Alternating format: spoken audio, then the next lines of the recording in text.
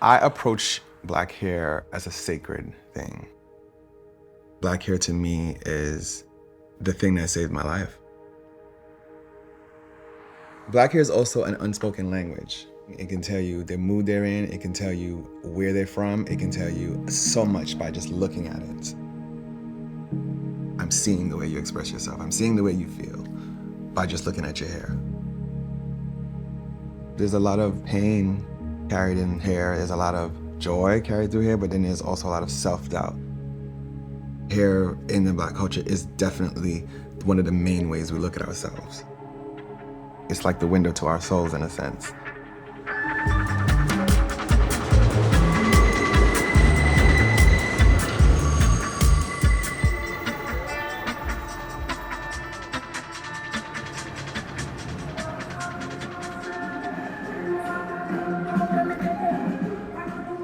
My early life in Jamaica, I just remember having a lot of fun and playing all day.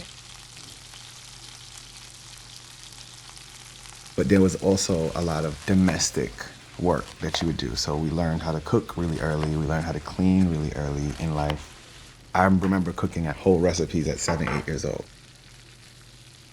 Cooking for me is one of the things I enjoy the most outside of everything else because it just reminds me of like being grateful and serving and taking care of people and family. And it's synonymous with hair for me because I feel like I was cooking and doing hair at the same time when I was a child.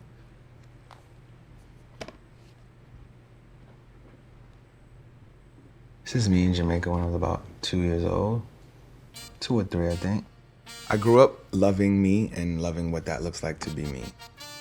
So I come from a family of superstars.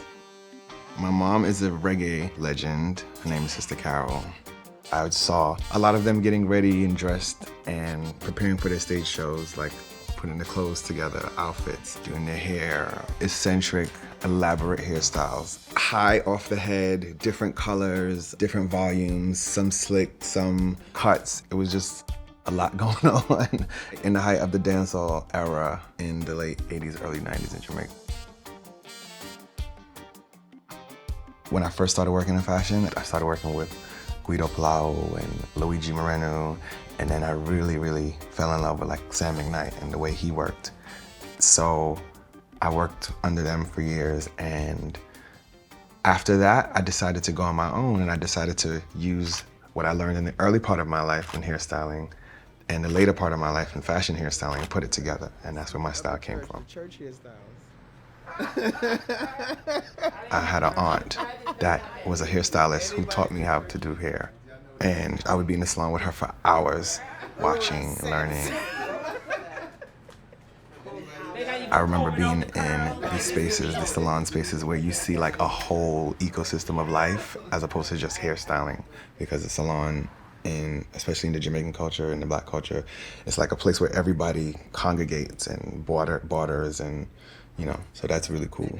Together, and then by the time they leave, it's like, you know, They you could seem have so found an happy. apartment by sitting And under the sometimes all of them dryer. appointments fall back at the same Yeah. time, so they clashing again and they build a bond from there.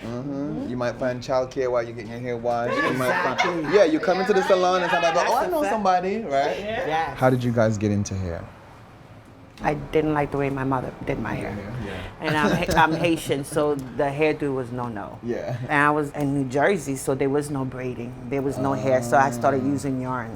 Oh, wow. Yep, that's how I Creative. started. It's called ingenuity.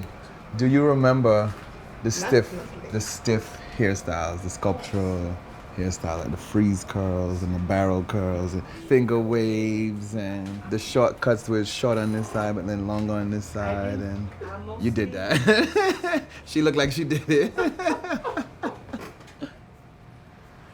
But what is your favorite hairstyle or technique to do that you get lost in when you're doing Box it? braid, Box braids? that's it.